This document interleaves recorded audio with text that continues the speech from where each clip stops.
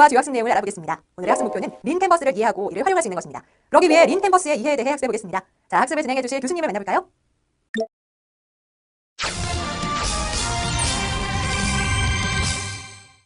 네, 지난번에 저희는 린 스타트업의 개념을 이해를 했습니다. 린 스타트업 개념과 또 프로세스를 이해를 했는데, 구체적으로 이제 린 스타트업 관점에서 비즈니스 모델을 이제 작성할 수 있는 그런 이제 기법을 저희가 배울 필요가 있는데요. 린 스타트업 비즈니스 모델을 그럼 지원하는 방법론은 무엇이냐? 린 캔버스입니다.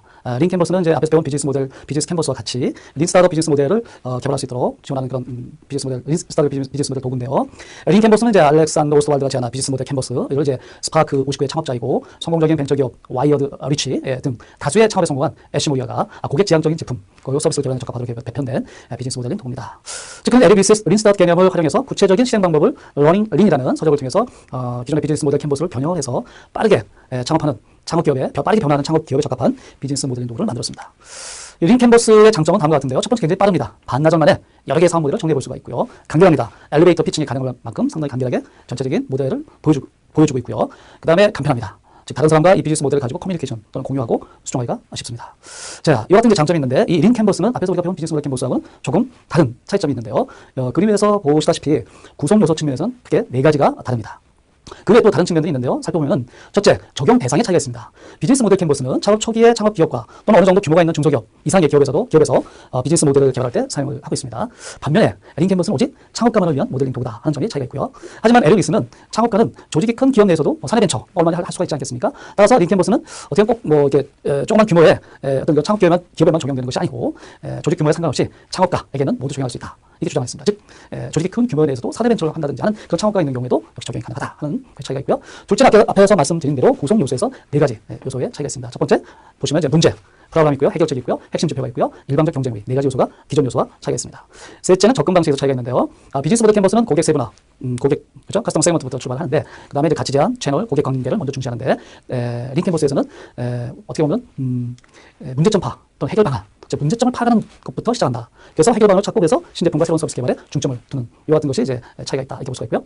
네 번째는 이제 경쟁의 관점 차이가 있습니다. 즉 뭐냐면 비즈니스 모델 캔버스는 가격이라든지 비용, 이와 같은 그 가치 제한에 집중한 반면에 린 캔버스는 이제 일방적인 경쟁 우위를 선점하기 위해서 필요한 구조 형성. 예를 든다면 차별화된 팀이라든지 또는 충성 높은 커뮤니티라든지, 그래서 다른 경쟁업체 대비 일방적으로 경쟁 우위를 이제 선점하기 위해서 필요한 요소들이 뭐냐 하는 쪽에 중점을 두는 것이 큰 차이가 있고요. 다섯 번째는 이제 핵심 지표의 차이가 있습니다. 즉 비즈니스 모델 캔버스는 이제 가치 제한을 제공하기 필요한 핵심 자원, 그 다음에 핵심 활동이 무엇이냐 하는 것을 이제 파악하는데 주로 중점을 두는 반면에 린 캔버스는 이제 신제품, 신서비스의 성과를 정량적으로 파악할 수 있는 성과 지표, 즉 정량적으로 굉장히 구체적이죠.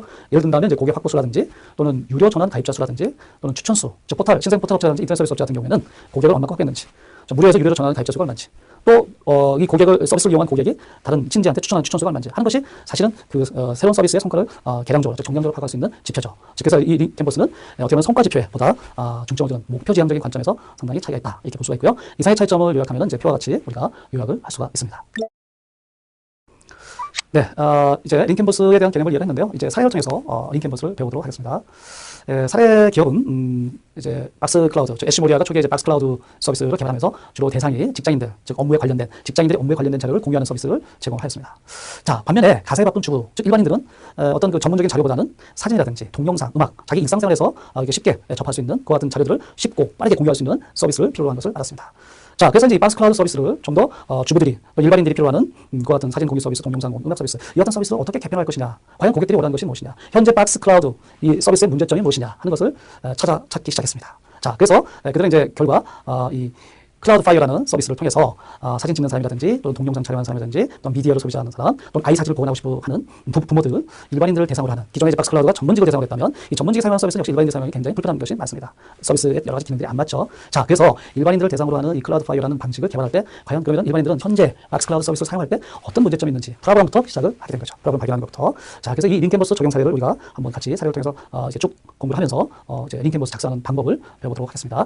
자, 제일 먼저 이제 린 캔버스에서 시작해야 될 작업은 문제가 뭐냐, 그 다음에 그 고객이 누구냐 하는 것을 이제 찾아내는 겁니다. 그래서 문제점 파악과 고객 세분화 작업인데요. 이 두 요소 동시에 단계로 다른 요인들을 작성해 나오면 되는데, 이 고객들이 해결해 주길 바라는 문제점 찾을 때 가장 중요한 3가지 문제점들을 문제칸 1에 한번 적습니다. 그래서 가장 중요한 3가지, 고객들이 원하는 문제 3가지 적고요. 그 다음에 현재 고객들이 이 문제를 풀고 있는 대체 방안들을 적습니다. 그 다음에 이제 사용자와 고객을 구분해서 2번 칸을 채웁니다. 예를 든다면 블로깅 플랫폼의 사용자는 독자들이고 고객은 작성자입니다. 자, 그래서 1번 칸의 문제점들을 이제 의식하면서 목표 고객을 구체합니다. 그래서 여기서 목표 고객은 이제 주류의 고객이 아니고 이 제품을 사용해볼 얼리 어댑터를 말합니다. 자, 그래서 문제가 무엇인지를 정의하고 이 문제 해결된 제품을 사용할 고객이 누군지 이걸 이제 파악하는 것이 굉장히 중요한데 앞에서 예를 들었던 박스 클라우드 솔루션 예를 든다면 일반인들 대상으로 한번 테스트를 해보니까 첫째, 시간이 굉장히 오래 걸린다. 그래서 사용하기 굉장히 어렵다. 다른 가족과 친구들이 아기 사진과 동영상을 빨리 보고 싶어하는 이와 같은 문제에 있어서 요구에 있어서 굉장히 어려움이 있다 하는 것을 이제 문제점이 파악됐습니다. 그래서 여기 보시면 1번 칸에 문제를 이제 하나, 둘, 셋, 네 가지 정리했는데요. 많은 사진과 동영상을 공유하려면 시간이 오래 걸린다. 부모들은 여유 시간이 별로 없다. 그 다음에 컨텐츠, 즉 사진과 동영상을 보고 싶어하는 가족과 친구들이 많다.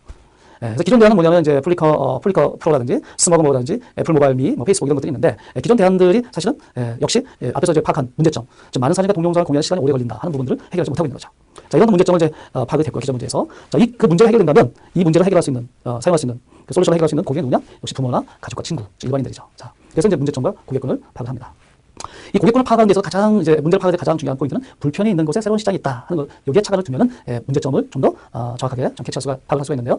제가 이제 사례를 예를 드는데 크게 두 가지 사례입니다. 마이클 블룸버그 전 세계의 어떤 주식에 대한 시장 정보를 실시간으로 제공하면서 상당히 이 주식 증권 시장에서는 뭐 마이클 블룸버그의 이 서비스 사이트 플랫폼이 없어서는 이제 증권 거래가 안 될 정도로 굉장히 유명한 서비스죠. 이 마이클 블룸버그의 서비스 역시 문제점을 찾는 데서부터 불편함에서부터 점차 그것을 개선하면서 해결책을 찾으면서 오늘날 세계적인 증권 시스템의 어떤 그 시스템으로 발전하는 그런 계기가 됐다. 두 번째는 이제 그 여러분 가정에서 인기를 끌고 있는 캡슐 커피, 그죠? 집에서 간단한 동작만으로 전문가들이 제공하는 수준의 맛, 서치는 커피 만드는 기회가 있으면 얼마나 좋을까 하는 이와 같은 이제 불편함 속에서 네슐레가 전자동 캡슐 커피를 만들어서 세계적인 히트 상품이 된 거죠. 즉 결국은 불편이 있는 곳에 새로운 시장이 있다 하는 데서 우리가 문제점을 찾을 수가 있습니다. 그 다음에 자, 문제와 고객을 찾았으면 이제 그럼 그 고객한테 과연 어떤 문제점을 해결하면서 어떠한 가치를 제안할 것이냐, 즉 유닉 밸류 프로포지션을 이제 저희가 발견해야 되는데요. 린 캔버스의 것이 가장 중요한 요소입니다. 근데 그만큼 제대로 이제 체험하기가 상당히 어려운데요. 여기에는 왜 당신의 제품이 특별한지, 그리고 고객들의 주의를 끌 가치가 있는 것이 무엇인지 하는 것을 하는 것에 차별할 필요가 있습니다. 작성 요령은 다음과 같은데요. 첫 번째는 이제 차별화해야 됩니다. 그래서 기존 제품과 대비 차별할 수 있는 요소가 무엇이냐, 서비스가 무엇이고, 그 다음에 개념이 무엇이냐 하는 부분들, 가치가 뭐냐 하는 부분을 찾아야 되고요. 그 다음에 얼리 어댑터, 일반 대전보다는 얼리 어댑터를 목표로 하는 것이 하나의 또 상당히 차관점이고요. 세 번째는 기능보다 이제 그 기능으로 인해서 고객 현실에서 얻는 것에 집중을 한다 하는 것이 세 번째 요령입니다. 예를 든다면 이런 것이죠. 이력서 사이트를 만든다고 할 때 기능은 뭐냐? 전문적으로 디자인된 템플릿입니다. 그죠? 이력서 사이트 있으면 그 차별화된 가치는 뭐냐? 우리가 기능적으로 생각한다면 전문적으로 디자인된 템플릿을 제공하면 다른 회사는 이런 기능이 없으니까 이것이 하나의 유니크한 가치가 되지 않겠나 생각하는데 하지만 이와 같이 기능적인 것에 포커스를 맞추지 마시고요. 여기서 얘기하는 고객의 가치 제한은 어떤 그 기능을 통해서 얻을 수 있는 어떤 결과, 어떤 가치. 예를 들면 최종적으로 고객이 얻게 되는 것은 꿈에 바라던 직업을 가지게 되는 것입니다. 그죠? 그래서 효과적인 유급이 필요한 것은 고객이 원하는 최종 결과. 이게 포커스를 좀 둬라. 그리고 적절한 시간이 있어야 되고, 뭐 부딪히는 나람들, 이와 같은 개념으로 좀 잘 정리를 한다면, 전 그 가치 제한을 우리가 정리를 할 수가 있다. 그 다음에 이제 단어를 뭐 신중히 선택한다. 그 다음에 누가 무엇을 왜에 대해서 답을 한다. 그 다음에 다른 이제 UVP를 참고한다. 그리고 이제 하이 컨셉, 뭐 피치를 만들어 본다. 하는 것들이 이제 하나의 가치 제한을 우리가 발견하는 데 있어서 하나의 팁이다 이렇게 볼 수 있습니다. 자, 그래서 여기 보시면 이제 우리가 사례하고 있는 박스 클라우드 피어에서 이제 이런 건다면 여기서 고객 가치 제한이라 하면 이런 것이죠. 많은 사진과 동영상을 공유하는 데 시간이 오래 걸리기 때문에 가치 제한은 결국은 사진과 동영상을 공유하는 가장 빠른 방법. 그죠? 방법을 제공하는 것이고, 이 상위 개념은 이제 보면은 업로드 없이 사진과 동영상을 공유할 수 있는 이와 같이. 즉 가치 제한이라면 이 문제점 해결하는 데서 필요한 어떤 밸류, 그죠? 기능보다는 어떤 가치를 제공할 것이냐 하는 것에 초점을 맞추면 쉽게 저기가 가능합니다. 또 하나의 사례가 있는데요. 세상을 구하고 돈도 번다. 즉 가치 제한을 했을 때 세상을 구하고 돈도 벌 수 있는 이와 같은 사례도 있습니다. 그래서 여기 보시면 이제 적정 기술인데요. 이 사례는 고유의 가치 제한을 발견하는데 하나의 사례로 여러분들 이해를 돕기 위해서 제공하고 있습니다. 사례를 한번 보시고 고유의 가치 제한을 발견하는 방법을 학습했으면 좋겠습니다. 다음은 고유의 가치 제한이 파괴됐으면 이 고유의 가치 제한을 적용할 수 있는 솔루션이 뭐냐, 해결책을 찾아내는 것이죠.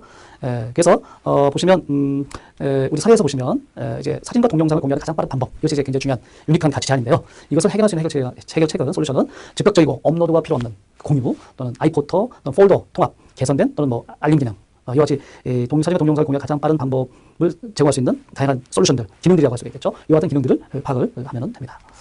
그 다음에는 이제 이 파악된 해결책, 기능들을 어떻게 고객한테 전달할 것이냐. 채널이죠. 그래서 채널은 많은 창업기업들이 이제 고객과 접촉할 수 있는 채널을 만들지 못해 실패하는 경우가 많습니다. 즉 솔루션을 개발했지만 이 솔루션을 어떻게 고객한테 전달하느냐 하는 것이 굉장히 중요한데 그렇지 못하는 경우에 아무리 좋은 솔루션을 만들어도 결국은 고객한테 어필하지 못하고 판매로 이어지지 못하는 그런 이제 실패 사례가 되는 것이죠. 그래서 이 채널 역시 가장 효과적인 채널이 무엇이냐, 고객한테 이제 솔루션 제공할 수 있는 방법을 찾는 것이 굉장히 중요하다. 자, 그래서 여기 보시면 이제 이 사례에서도 인터뷰에 응해준 아웃바운드 채널, 친구들과 어린이집 부모를 대상으로 했고 확장 가능한 채널을 했는데요. 여기 보시면 이제 그 기능을 고객군, 부모나 가족과 친구, 얼리 어댑터, 즉 어린 자녀를 둔 부모한테 가장 효과적으로 접속할 수 있는 방법은 뭐냐? 이 제품을 알릴 수 있는 방법이 파악해본 결과 친구, 또 어린이집, 또 생일 파티, 또 구글 애드워즈, 페이스북, 입소문 이런 부분들이 이제 굉장히 효과적인 채널이 될 것이다 하는 것을 이제 파악했습니다. 자, 그 다음에는 이제 이렇게 채널 통해서 이제 그 솔루션을 고객들한테 제공을 했는데 결국은 이제 수익을 창출해야 되겠죠. 되겠죠. 그래서 수익을 찾아야 되겠죠. 그래서 만약에 제품을 완전히 무료로 낼 계획이 아니라면 MVP가 나온 첫날부터 과금을 해야 됩니다. 유료해야 되는데요. 여기에 좀 몇 가지 이유들이 있는데요. 가격 또한 제품이 이릅니다. 그래서 가격을 잘 정해야 된다는 얘기죠. 그래서 예를 들면 가격이 고객을 정의하기도 하는데 예를 들어 페트병의 등물을 500원에 팔 때 만날 수 있는 고객과 5,000원에 팔 때 만날 수 있는 고객이 다릅니다. 자, 그래서 가격을 이제 적정 가격을 잘 선택해서 수익을 갖다가 계산하는 것이 굉장히 중요하다. 자, 이제 수익원을 이제 찾았으면 비용 구조를 이제 찾아봐야 됩니다. 그래서 만약에 제품을 시장에 내놓는다면 발생할 비용에 대해서 예측을 해서 작성을 해봐야 되고요. 사실 정확하게 비용을 예측하기는 좀 어렵습니다. 하지만 현재 여러 가지 상황을 반영해서 작성을 해볼 수가 있는데요.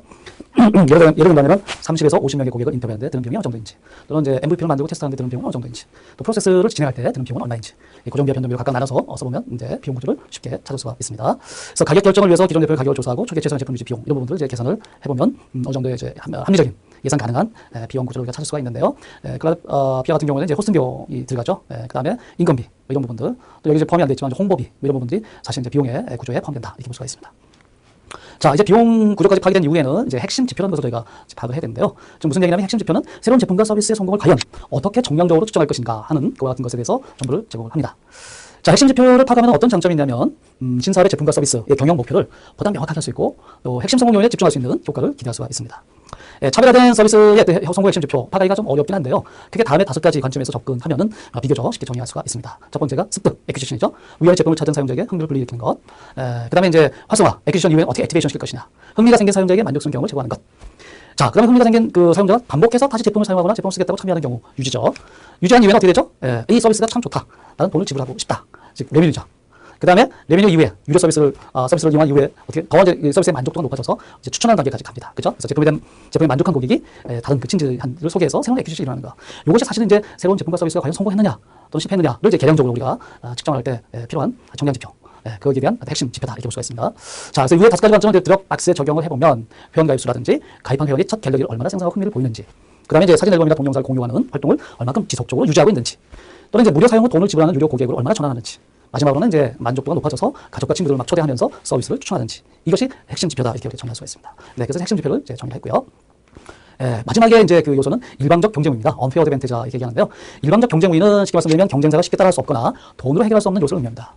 예를 들면 뭐 어떤 기능적인 것보다는 우리 회사는 타사 대비 상당히 전문성이 높은 팀이 있다든지, 또는 타사 대비 충성도가 높은 고객 커뮤니티가 있다든지, 또 전문가의 어떤 진정성 이런 부분도 있다든지, 즉 기능적이고 서비스적인 측면 외에 타사 대비 압도적인 경쟁 우위에 설 수 있는 요소가 뭐냐, 이것이 이제 일방적 경쟁 우위입니다. 자, 그래서 일방적 경쟁 우위를 파악하는 것은 어떤 목적이냐면 자칫 이제 차별화된 서비스와 제품에 몰입되어 있는 경우에는 경쟁사가 유사한 또는 더 나은 제품과 서비스를 출시를 하면은 단번에 시장을 빼앗길 수 있는 위험이 있습니다. 하지만 일방적 경쟁 우위, 즉 전문가의 팀이 있다, 예를 들면 있으면 다른 회사가 유사한 제품 서비스나 제품을 내놓더라도 이 전문가의 팀은 그보다 더 나은 제품 서비스를 또 개발할 수 있는 역량이 있는 것이죠. 이것이 일방적 경쟁 우위입니다. 자, 이것을 이제 파악하는데 일반적으로 이제 내부 정보라든지 큰 네트워크가 있는지, 진짜 전문가의 어떤 지지를 전문가를 받을 수 있는 그런 서비스의 차별화가 있는지, 또는 커뮤니티, 팀, 고객, 또는 뭐 권위, 랭킹 이런 부분들이 이제 일반적으로 우리가 파악할 수 있는 일반적인 경쟁 우위에 해당이 됩니다. 그래서 클라우드 파이어 같은 경우에는 모방할 수 없는 경쟁 우위는 충성도 높은 커뮤니티라는 것이 파악이 됐습니다. 그래서 이와 같은 이제 접근 방법을 사용하면은 다음과 같이 이제 링캔버스, 즉 클라우드 파이어에 완성된 링캔버스를 갖다가 정리를 할 수 있고요. 이 링캔버스를 이용해서 이제 클라우드 파이어라는 제품을